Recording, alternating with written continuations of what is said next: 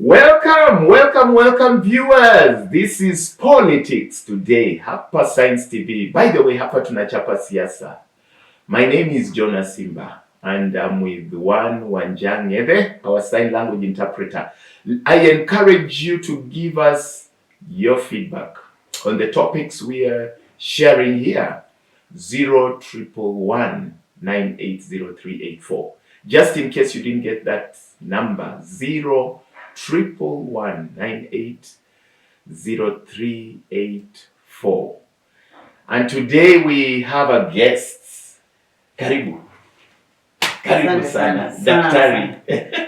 Asante sana Jonah. Happy New Year. Happy New Year. Happy belated Valentine. Thank you. Najua uliambiwa na wale wenye wanakuanga katika mahesabu.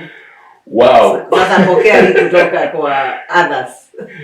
Maybe you've seen this face somewhere. This is Dr. Juliet Kimemia. Dr. Juliet Kimemia, probably just tell us who you are. Probably. Let me not be the one to tell people who you are. Mm-hmm. Yeah, just tell us who you are. In this show, by the way, sometimes we tease people. We tell us who you think you are. Okay. I will tell you. Yes. Who I am. Right. And who I think I am. Okay. So I'll tell you both. Right. Uh-huh. Okay, my name is Dr. Juliet Kimemia. Right. I'm not a medical doctor. I hold a PhD from JQuat. All right. In entrepreneurship. So my major is entrepreneurship, and my minor is gender. So I look at entrepreneurship from a gender lens. All right. Yes. I come from Kiambu. Yes. A ward called Kahawa Sukari ward. Right.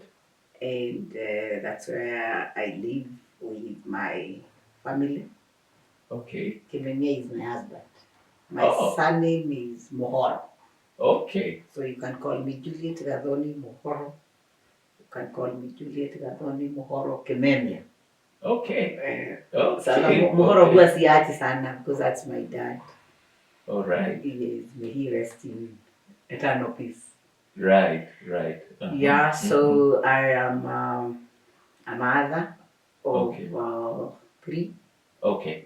2 Gen Zs and 1 millennial. My firstborn is that's trouble 30. Trouble in your house. Gen Zs? No, I love. They are very resourceful. They are so intelligent. Are you serious, doctor? The brains with the Gen Zs is on another level. I thought many of the parents have issues with Gen Zs. No. You're I do understand them because yes. I cannot match their level of intelligence, level of innovation, level of arguments. You know, I was brought up right. to fear my father and my mother. Them, right. Maybe I have brought them up to be my friend. So you know you don't fear your friend. So you can tell your friend anything. And that's why probably we say you're disciplined. You're brought up to fear. Yeah. They don't fear anything. They don't. Are they not indisciplined? No. What's your description of a disciplined child? You know, you go to the Bible. Yes. The phrase "do not fear" appears 365 times. And a year has how many days? 365. Right. So every day, God tells you do not fear. So why do we want our children to fear us? Right. And we doing disservice. But you don't think they are indisciplined? No, they're not. They're not at all. So you don't share the view that they don't respect leadership? I do not share that with you. Okay, you have They just require to be understood. And they also try to understand us, but because of how we have evolved, right, and how their lives have evolved, there's a serious conflict because they have come up during this age of digitalization. Right. So they may not require to consult me the way I was asking my mother or my father. Right. They will just Google whatever they want. They will get it from the net. Right. So they have evolved in a unique way, and their level of knowledge, we can only maybe attain 10%. They are at 90% in terms of being knowledgeable. So right. that is why they are misunderstood. Okay. Yes. Very few Kenyans, if none, would have imagined that young people can be bold, can be focused, can sit, organize, and execute. Nobody ever imagined. Okay. Yes. And they executed. And they have caused very serious disruption. Right. So Right. we when we look at history, we talk about the Industrial Revolution.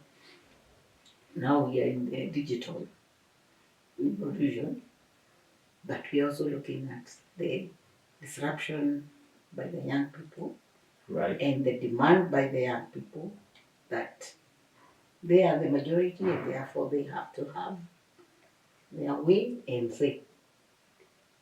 Yes. Let me just get some little more of who you are. Mm-hmm. Where are you currently? Are you in any position of leadership? Have you been in leadership? Yes. I have a small story Right. of a journey in leadership, but probably I can just do a small tracing to 2016. 2016. 2016. Right. Uh, 2016 is when I was awarded my PhD. Okay. After struggling to get the award for about 8 years. It was a very lonely and tough journey. Right. And I was, it was also very frustrating along the journey. There was a lot of frustration from the professors, okay, especially those who come to examine the students. And I was, to say the least, very frustrated. Okay. So the day I got my doctorate, so in these years, 2008 to 2016, I was teaching. Right. I was a lecturer at JQuat. Okay. So I was studying and at the same time teaching. Okay. And also doing some business. So I was a kawaida person. Then I decided, the day I got awarded, I decided I don't want to continue teaching. Right. I have achieved my self-actualization in academics. Right. And now I want to do actualization in public leadership. Right. So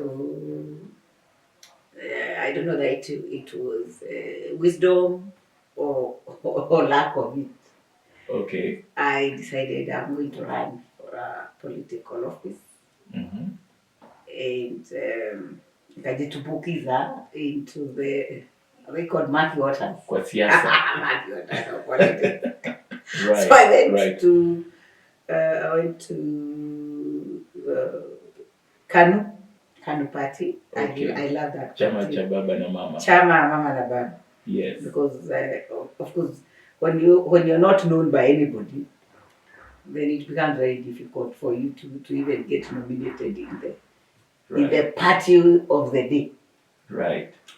So a new party of the day in Kiambu was Jubilee, and there was an no-go zone for me because nobody knew me. I didn't have money. I didn't have anything to really prove that I can be elected. So right. I decided to go the entrepreneurs.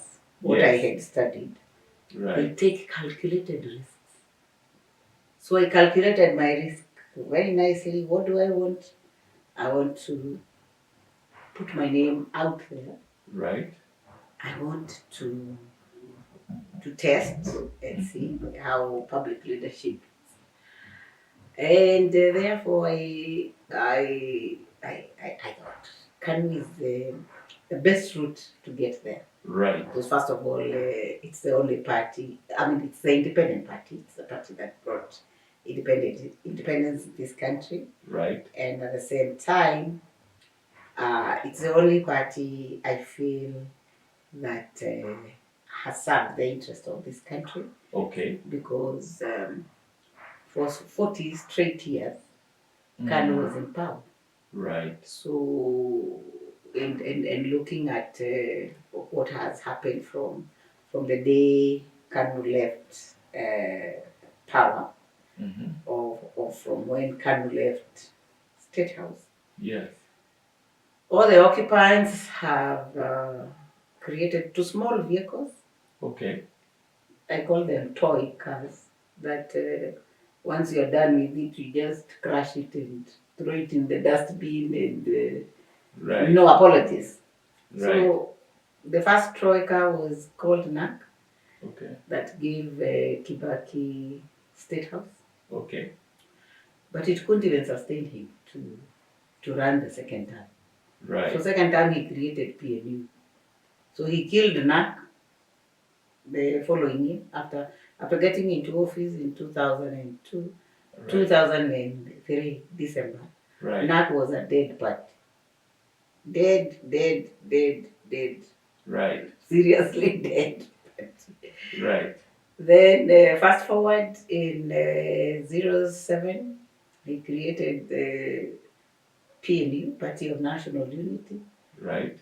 It brought him in because you know what happened? There was a very serious crisis in this country. Right. And by January of 2008, right. when chaos were on another level, there was the formation of the Lusumukate. Okay. And the creation of the seat of the prime minister and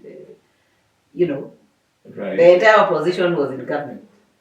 Right. When now Kibaki was president, Kalonzo was vice president, Raila Amolo was prime minister, Uhuru Kenyatta was deputy prime minister, Musalia Mudavadi was deputy prime minister. Right. So this is why now you chose to be in Kanu. Yes, okay. Because now in 2013 again, Uhuru Kenyatta, who was now running for president, right? Maybe because did not even run with Kanu. Yes. So he took Kanu, yes, the party that had sponsored him for presidency, right, and just give it a small coating, icing, and branded it TN. So that's what gave him the presidency. Fine. Maybe because of time, you say now you joined into politics. That's yes, I did. Right, right. So I ran. I wanted to show you why Kanu. Yes. And why I still believe Kanu is the party that will liberate this country. So I joined Kanu. I went to run for Senate. I ran for Senate. I was the only woman in that ballot. I got 28,000 votes in Kiambu. Congratulations. I felt very nice about myself. Yes. And in the process, everybody now noticed me, including our current president. So you ran for President senator? Uhuru Kenyatta, I ran for senator. Not governor? Not governor. Okay. I ran for senator, and towards the end, people saw the leadership in me. Right. Because I remember the Jubilee people called me, and we were like, we can do a small handshake. Right. And that alone gave me what I was looking for, because I was looking to work for government. Right. My participation and also my belonging to Kanu is on that earned me the seat of minister or CEC in the county government of Kiambu. Right. So I served as a CEC for 3 years in the 3 different dockets: Mm-hmm. CC Roads, CC Trade, CC Tourism. Oh, CC Roads, CC Trade, and CC Tourism. Yes. Under which governor? And I got the appointment Right. when it was Governor Nyoro's deputy. They gave me that job together. Oh, Ferdinand Waititu was governor and James Nyoro was the deputy governor. Right. Yes. Okay. So the two of them gave me the job. Then along the way, mid-term, they wakakosana. Okay. So they started fighting, and it was extremely toxic. Impeachment happened. Nyoro took over. Which year is this? We are talking of 2020. So I was in the county 2017, 2018, 2019. Okay. Go on. So impeachment happened in 2019. So the working environment was extremely toxic, and according to Nyoro, I was not supporting him to impeach the governor. But I mean, I'm a very principled person. I don't participate in people's fights. I don't inherit people's enemies. I have enough of my own. So I didn't want to be part of that scuffle. So once Nyoro succeeded, he was very bitter and he wanted to show he's the governor. So he sacked me. I saw on TV. Right. Dr. Juliet sacked by Nyoro. I thank God he's out now. He was sacked by Wananchi. Right. Dunia hii. Hii dunia, don't be evil. Don't be evil because Kama will catch up with you. So he's rotting somewhere in Beia. Anyway. Okay. Power is very transient. That's what I would advise anybody who has an office right now to be very careful because tomorrow you'll be kicked out of that office. So no sooner. Anyway, so I did not give up my ambition, and I decided I'm going to run for governor. I'll compete with Nyoro who sacked me, and I will compete with many others. What was your relationship with Ferdinand Waititu? He was a governor. Right. So there is a structured way governors deal with their CECs. So as long as you have taken your oath of office that you will do the work that is prescribed for you, and you will also advise. You will also advise the government. So I did my work to the best of my ability. It was a very tough environment, very, very tough for me and all the other CCs. And it's not an environment that. In fact, when I remember my working environment, especially when the tension started and this campaign for impeachment started, it was. I was almost hospitalized because of stress and panic attacks. It was. I was very terrified. It was not a nice space, especially when the politics got high voltage. It was not at all. So it's actually crazy when a governor is not in good terms with the deputy. Yes. And you see, once all of you are in the executive, that definitely affects you. It affects your work, the work environment. It affects your relationships with the others because everybody tries to get their allies, and supporters, and So if you appear neutral, you will be in trouble. Yeah, because I think everybody has their own expectations. So I said, let me do neutral, and a good name is better than anything. So from what you're saying is that the deputy, who was James Nyoro, wanted the governor, who was Ferdinand Waititu, to be impeached. Why was Waititu to be impeached? Oh, there are quite a number of factors, and I would not want to comment on the impeachment. Remember, there is a court case, and he was sentenced, he has appealed. I would not want to discuss that whole process of impeachment. Right. It's not relevant for me, and the two of them dealt with each other, and the office they were fighting over. So me, I did my work as I was supposed to do. Right. And that is why you will not hear my name anywhere, because I did my work, and I did my work with high level of integrity. Very, very high level integrity. There is no way you will hear Juliet Kimemia did this, did not do this. I did my work, and I did well. And that is why I became very confident to run for governor, because I knew I had served the staff well, I had served the community well. And the community was very happy with my ambitions. So I went to run for governor to also show that... you ran for governor? Yes, I did. Okay. In 2022. Okay.